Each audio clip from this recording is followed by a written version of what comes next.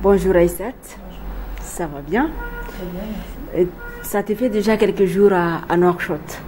Quelles sont tes impressions par rapport à ce deuxième retour au pays natal en quelque sorte? Je dirais très émouvant et très encourageant. Donc tu es là effectivement dans le cadre de la 6e édition d'Assalam Alaikum Festival. C'est ta première fois de te produire à Mauritanie. Oui.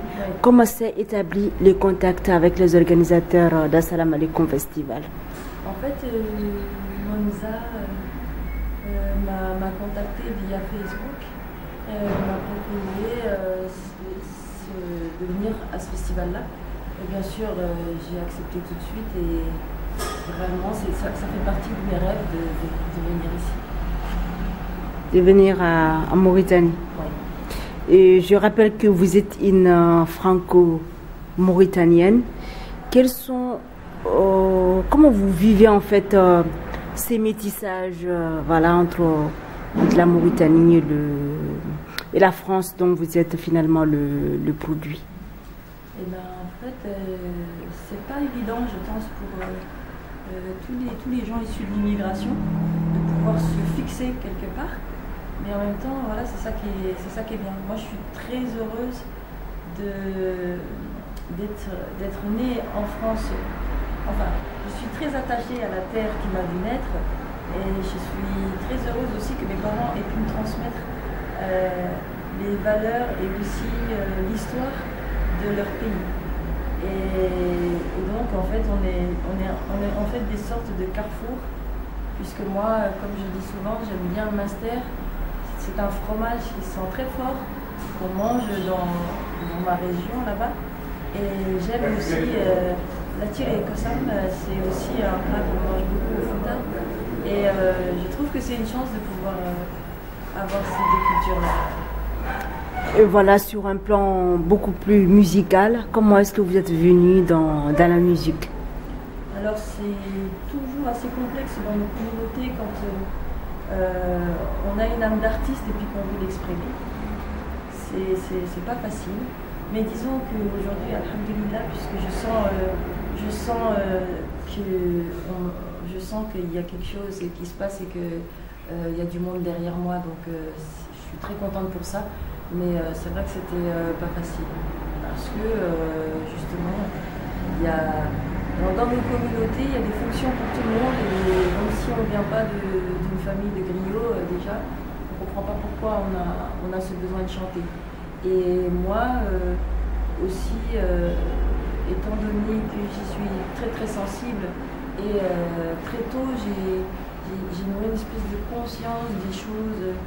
Et j'avais besoin de les exprimer parce que dans nos communautés, il y a aussi des choses qui me révoltent, comme il y a des choses aussi qui me révoltent en France. Et du coup, c'est de ça que je me sers en fait pour faire passer les petits messages et faire en sorte qu'on s'unisse et qu'on trouve des points communs plutôt que des points de divergence et du coup qui deviennent après des points de conflit. Et finalement, la musique vous a permis en quelque sorte de vous affirmer, peut-être de vous engager socialement et musicalement. Oui, exactement, c'est ça. Okay. Ça permet ça, et comme je dis toujours, la musique a des pouvoirs magiques. Elle permet d'ouvrir des portes. J'ai pu rencontrer des gens que j'aurais jamais rencontrés si ce n'était pas grâce à la musique. Et j'encourage vraiment tous ceux qui ont cette fibre-là, qui ont envie de dire des choses, de le faire. Après, moi personnellement, je ne le fais pas pour être sur un piédestal ou pour être sous la lumière. Évidemment que si je suis sur un piédestal, je vais sourire aussi, c'est toujours bien, c'est toujours gratifiant. Mais le plus important, c'est de pouvoir s'exprimer et de pouvoir le partager. Vous disiez tout à l'heure que ça n'a pas été facile pour vous, je sais pas, de vous lancer dans la musique à cause notamment, je sais pas, peut-être des pesanteurs beaucoup plus sociales. Aujourd'hui, est-ce que vous vous sentez épanoui à travers peut-être la compréhension et le soutien finalement de ses proches qui ne voulaient pas peut-être que vous vous engagez dans la musique? Oui, parce qu'en fait, c'est pour ça que je suis vraiment heureuse d'être ici et qu'il y a quelque chose qui est en train de se passer, même en moi, parce que avant d'arriver ici pour jouer, voilà, j'avais vraiment, bien sûr, vu que toute toute la majeure partie de ma vie, je l'ai passée en France, j'ai des influences françaises.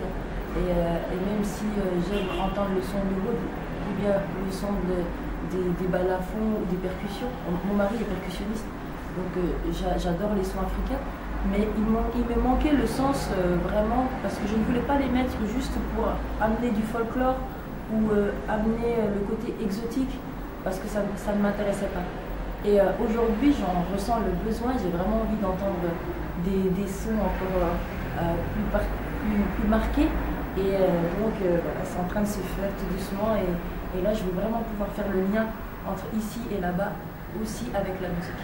Et justement, comment vous avez vécu en quelque sorte l'accueil du public mauritanien lors de votre prestation de vendredi dernier à l'occasion de la fête de la musique? Pour une première scène, il y avait plutôt un contact voilà, direct avec le public.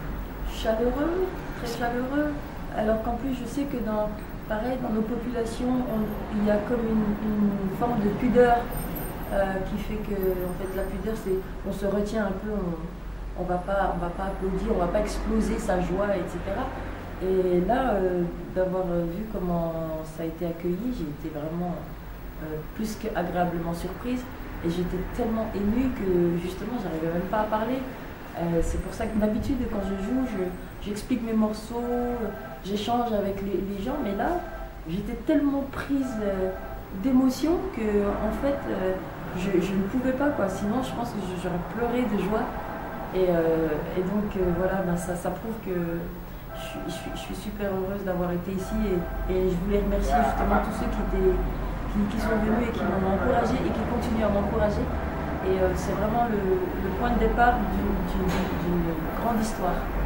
Et finalement, une des choses qui m'a peut-être personnellement marqué, c'est que pour une Africaine de France, une Mauritanienne de France, finalement une Franco-Mauritanienne, c'est le fait que vous avez pu chanter ou vous avez fait votre prestation de ce soir-là, presque en langue locale et dans votre langue de France aussi. Finalement, vous n'avez pas pu perdre vos racines, vous êtes certainement resté ancré dans vos racines d'origine. Et là, c'est très rare aussi pour une Africaine de France. Oui, en fait, moi, je suis très, très attachée à mes racines. C'est ce que je défends aussi en France. Je remercie mes parents justement parce que quand on était jeune, c'était plus difficile d'accepter ça et c'était difficile à comprendre pourquoi on tenait absolument à ce qu'on parle en poulard à la maison, qu'on s'habille en vêtements traditionnels, etc. Mais aujourd'hui, je les remercie parce que grâce à eux, je ne suis pas perdue. Je peux discuter avec les gens, je sais très bien d'où je viens. Je parle le poulard. Après, évidemment, ça reste un poulard assez sommaire, domestique. Mais quand même, j'aime cette langue, je la trouve magnifique. Et je trouve qu'il faut faire attention parce que nos langues, comme elles ne sont pas vraiment écrites, c'est assez récent. C'est-à-dire que c'est vraiment au cours de ce dernier siècle qu'on a eu des écrivains, etc. Donc c'est assez jeune et il faut qu'on puisse avoir une volonté de préserver ça et de le transmettre. Et moi, j'aimerais bien que mes enfants aussi puissent avoir cette chance-là d'avoir cette langue que je trouve magnifique et que je pense que toutes les langues ont leur place et qu'il faut les défendre parce qu'il faut les parler. Et moi, je m'accroche à ça. J'essaye de le parler au maximum chez moi, avec ma fille, avec mes parents et avec tous ceux qui parlent poulard. Malheureusement, on n'est pas beaucoup et j'ai aussi envie de sensibiliser les jeunes et de ma génération et ceux qui arrivent pour qu'on essaye de rétablir un espèce d'équilibre et qu'on puisse apprendre notre langue d'une manière voilà, tout à fait naturelle et qu'on puisse au moins s'exprimer en poulard. Pour moi, ce serait dommage de ne pas profiter de ça et de pas s'approprier cette langue. En dehors d'Assalam Alaikum Festival, est-ce qu'il vous arrive peut-être en France de vous produire souvent sur scène et notamment à côté, vous avez l'occasion certainement de rencontrer des artistes mauritaniens avec qui vous faites la scène pour davantage de partage? J'aimerais bien, j'ai déjà rencontré des artistes. Jusqu'à présent, bon, il y a eu des choses qui se sont passées, mais pas comme j'aurais voulu. Mais je ne perds pas espoir. J'attends toujours de rencontrer des belles âmes sur ma route. Et Dieu merci, depuis que j'ai commencé ce projet-là depuis maintenant quelques années, le bon Dieu à chaque fois m'a mis des personnes formidables sur mon chemin qui fait que je suis là aujourd'hui et que je continue aussi mon petit bonhomme de chemin en France. Et puis j'espère pouvoir continuer à faire mes projets ici aussi, parce qu'il y a plein de choses à faire. Et donc j'ai hâte de rentrer pour ça, pour expliquer, raconter à tous les collaborateurs ce que j'ai vécu ici.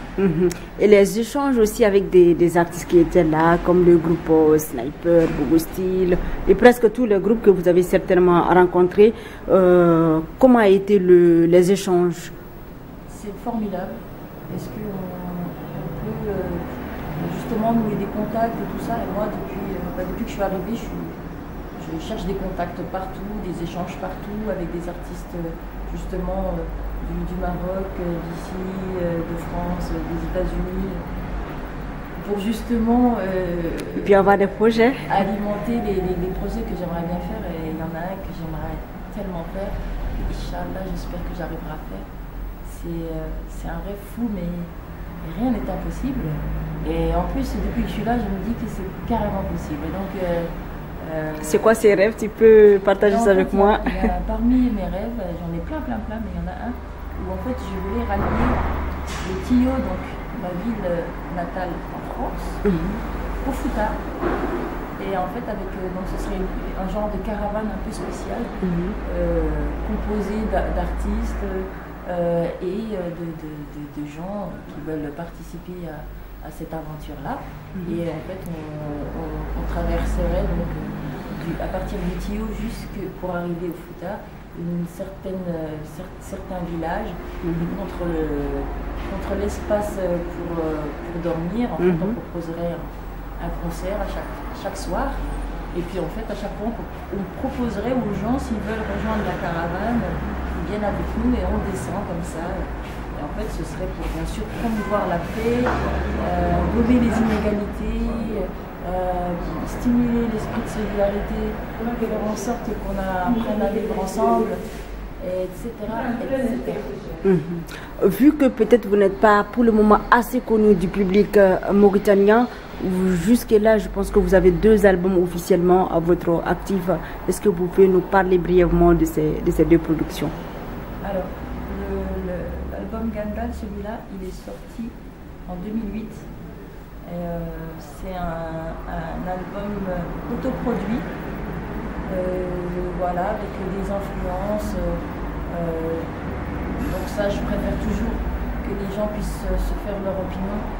Il y a pas mal d'albums que j'ai donnés comme ça. Moi, je vous encourage à les copier, parce que je vais pas bouder parce que c'est piraté. Au contraire, copiez-les un maximum, écoutez-les. Et puis, il y en a un deuxième qui s'appelle Mieux vous rire, qui est sorti il y a 1 an. Et bien, pareil, copiez-le un maximum. Il faut que ça circule, il faut que ça passe. C'est pas une incitation à la piraterie, ça, ou aux pirateries plutôt? C'est que pour moi, la cause dépasse la cause est beaucoup plus importante que simplement le jeu d'acheter des CD. Puisque la population et les gens auxquels je m'adresse, ce sont des gens qui n'ont pas forcément les moyens. Et je sais très bien qu'en venant ici, je n'allais pas vendre des albums. Je veux dire, évidemment que si la personne a les moyens, et qu'elle a les moyens d'acheter l'album, eh ben, bismillah. Ça me fera plaisir, moi, qu'elle m'achète l'album. Mais pour moi, voilà, c'est comme ça que je suis. Pour moi, ce qu'il y a dans cet album, c'est plus important que juste la barrière de on ne peut pas l'acheter, donc on ne peut pas l'écouter. C'est pour ça que j'encourage, mais je pense qu'on est en bonne intelligence et que les gens sont sensés et que je n'ai pas besoin de leur rappeler que la piraterie c'est ceci, c'est cela. Mais pour moi, voilà, c'est important qu'on entende les choses.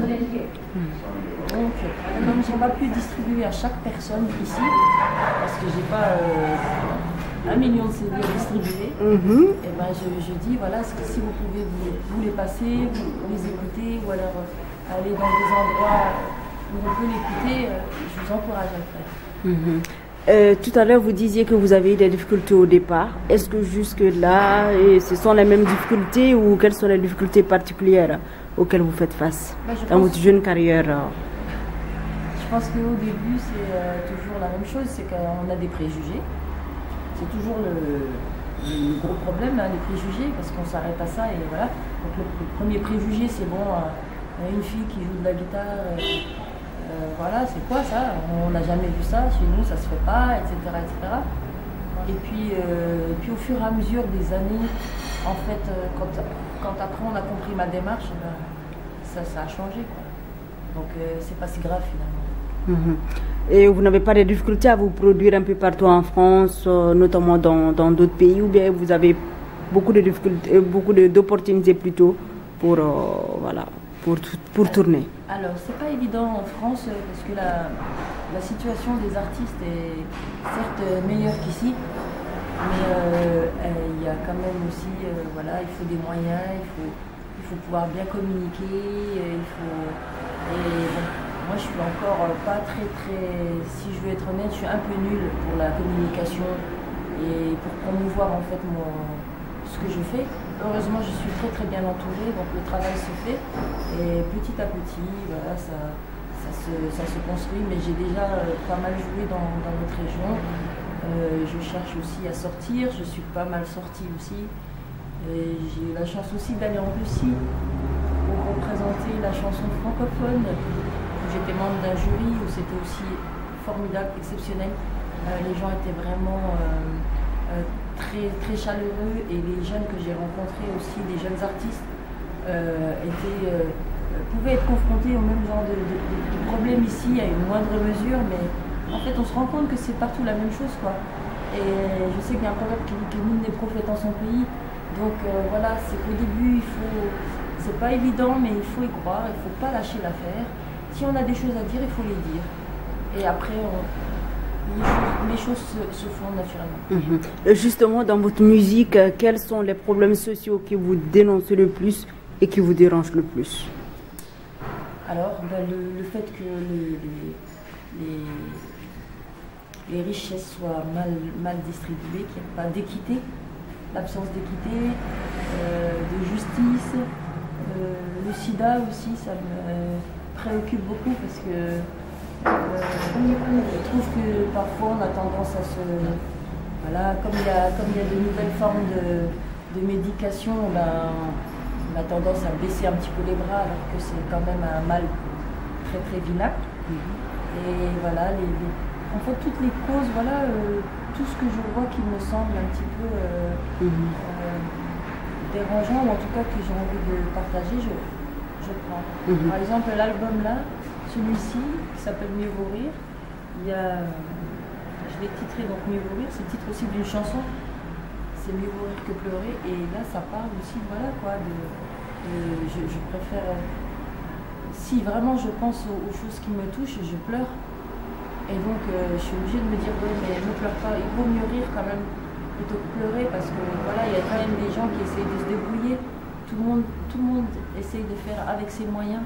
Et puis voilà, et puis sinon, voilà, je suis en colère aussi contre les dirigeants politiques, parce que, mais tous, hein, pour moi, enfin, une grande majorité, parce que pour moi, ils ont oublié que c'est le peuple qui est souverain, et qu'ils doivent être au service du peuple, et non pas se servir du peuple pour arranger leurs petites affaires, parce que pour moi, il n'y a rien de glorieux. Et quand je les vois défiler ou faire des discours ou essayer de dire des choses, je me dis, mais mon Dieu, mais ça me fait mal au cœur, ça me fait de la peine, parce que je me dis, mais ces gens-là, mais comment ils peuvent continuer à dormir sur leurs deux oreilles et puis à continuer à sourire alors qu'ils sont à l'origine de beaucoup d'inégalités, et ils contribuent à creuser le fossé entre ceux qui n'ont vraiment rien et ceux qui ont tout. Donc eux, j'ai pas envie j'ai du mal à avoir envie de les pardonner, et j'ai du mal à les prendre au sérieux. Pour moi maintenant c'est devenu une grosse mascarade, c'est un gros théâtre un peu caricatural, Et je trouve que c'est dommageable aussi pour l'humanité. Parce que pour moi, ce qu'il y a de beau dans l'humanité, c'est justement qu'il y ait des hommes, des grands hommes. Quand je dis hommes, ça englobe aussi bien sûr la femme, mais des grandes personnalités qui nous ont guidés, comme justement Nelson Mandela, Gandhi, Mère Teresa, Martin Luther King. Voilà, des personnalités comme ça qui tirent les gens vers le haut, qui tirent l'humanité vers le haut. Et pour moi, je trouve que voilà, j'ai l'impression qu'il y en a de moins en moins. Et ceux qui ont les clés du pouvoir, là, ceux-là, on a juste envie de leur mettre un petit coup de pied dans le derrière et de leur dire allez, dégagez, voilà, faites vos affaires, mais laissez-nous nous débrouiller, quoi. Donc eux, je suis super en colère contre eux. Je sais pas si voilà, après on peut toujours discuter, hein, s'il y a des gens qui veulent discuter, pas de problème, mais en tout cas, eux, je leur en veux énormément parce qu'ils sont à l'origine de beaucoup de différences. Et en plus, ils instrumentalisent les gens alors qu'au départ, ils devraient être au service de la population. Puisque, je le rappelle, le peuple est souverain. Donc c'est le peuple qui commande. C'est pas certainement des gens qui font leurs affaires et qui maintiennent d'autres gens encore plus bas. Je trouve que c'est ridicule. Ok. Ça, c'était un peu votre coup de gueule, quoi. Un petit peu, oui. Oui, donc à quelques heures de votre départ, malheureusement, de votre pays, pour votre autre pays encore, la France, est-ce qu'il y a un message particulier peut-être que vous comptez lancer et pour finir un peu d'acapella pour votre public? À vous. Okay. Eh ben, alors déjà, je voulais vous remercier tous parce que franchement, je me suis sentie chez moi. Comme je dis toujours, je suis fille couleur chocolat, d'ici et là-bas, et partout je veux me sentir chez moi. Donc merci beaucoup. En tout cas, pour ici, c'est ça. Je suis venue à la maison et je rentre à la maison. Donc, I'm come home and come back home. Je trouve ça très joli. Et si j'ai un truc à dire, c'est que tout est possible déjà. Il ne faut surtout pas désespérer. Il faut aussi s'unir. Et il faut dépasser les différences. Il faut sortir de ce repli communautaire. Et il faut, je pense que voilà, l'union fait la force, hein, il n'y a pas à tortiller, je veux dire, ça c'est clairement défini. Et puis ben voilà, moi je vais revenir ici, Inch'Allah, on va monter des projets ensemble, j'espère que je vais vous voir et je vous remercie. Adjaram.